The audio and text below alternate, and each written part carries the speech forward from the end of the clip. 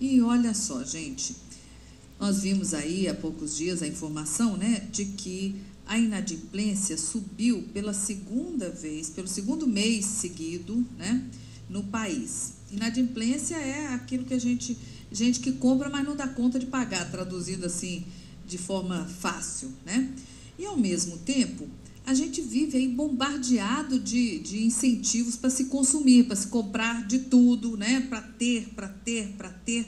Como é que a gente faz para equilibrar isso, né? Consumir, mas não chegar na inadimplência. Como é que se pode evitar o endividamento pessoal? Quem vai nos orientar a respeito é o consultor financeiro Antônio de Júlio. Antônio, bom dia, é um prazer tê-lo no nosso programa. Bom dia, Inês. Bom dia, Nacional, tudo bem? Tudo ótimo. Agora, Antônio, a gente vê aí, muita gente acabou se endividando, por exemplo, para aproveitar isenção de IPI, né, sobre automóvel, sobre isso e aquilo, ou então uma oferta muito boa que vê na imprensa aí, nas lojas, aquela televisão do seu sonho, que antes custava aquela fortuna, baixou de preço, e a pessoa acaba indo muito na empolgação, né, Antônio? E aí? Eu diria que a dívida em si, na inadimplência, ela vem de um tripé. Então, por exemplo, um que você citou, que é facilidade, entre aspas, porque, por exemplo, aqui no Brasil, o que acontece? Você não baixa o valor, você baixa o valor da parcela, mas esticando o prazo.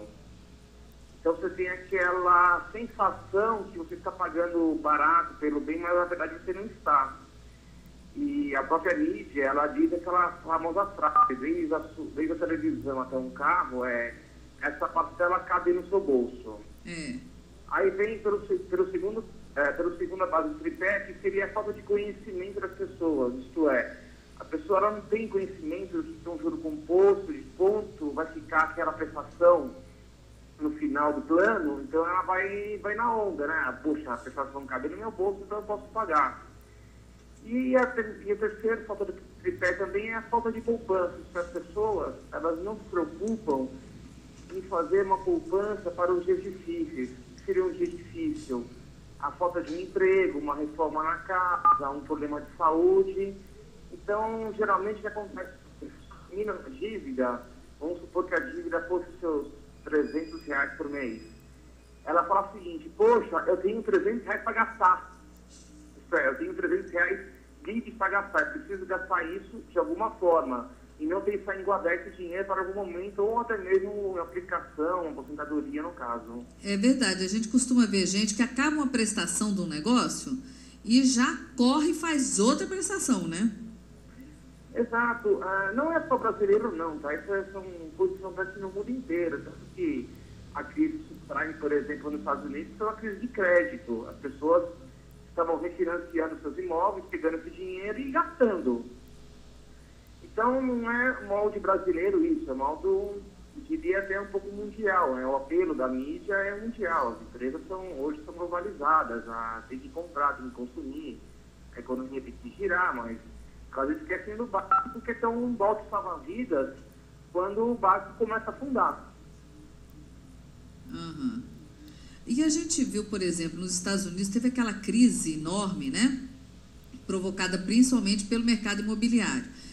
Isso. E que acabou derrubando o mundo inteiro atrás dessa história, porque nada mais foi do que crédito fácil demais, as pessoas compravam e depois não davam conta de pagar. Não é mais ou menos isso que a gente pode simplificar, Antônio?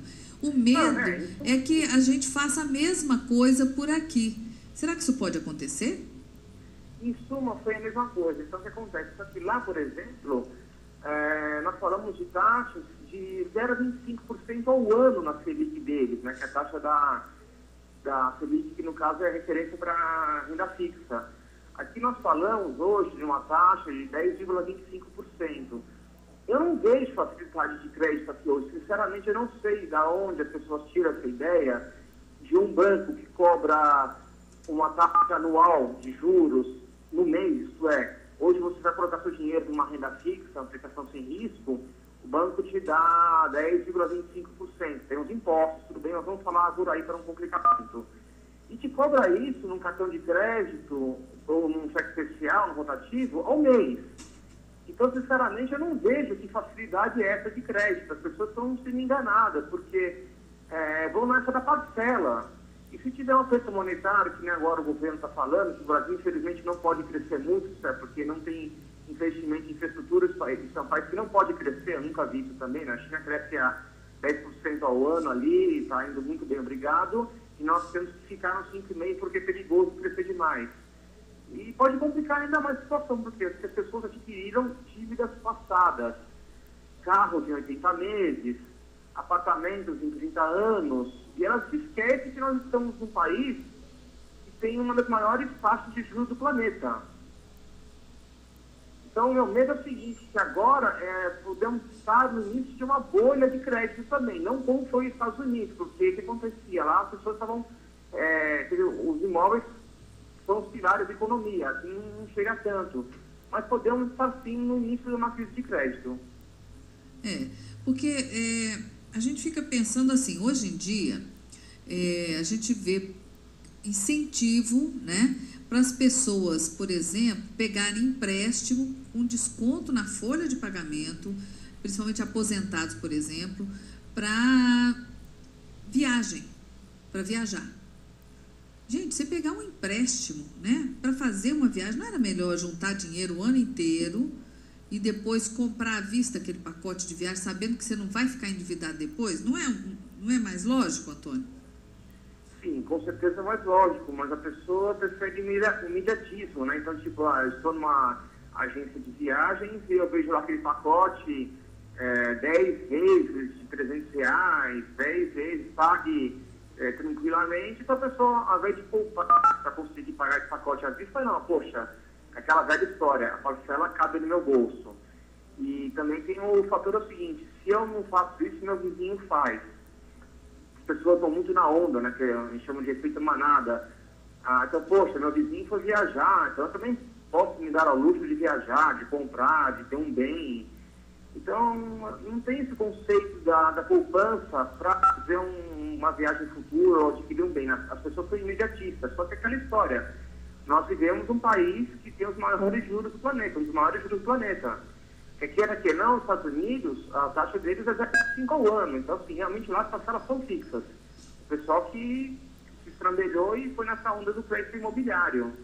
Mas falta conhecimento também. As pessoas não têm noção do que é um juros compostos a longo prazo, no caso em dívidas. Eles não sabem o que é isso. Isso é verdade. E isso que você falou de manter a aparência, de acompanhar, né,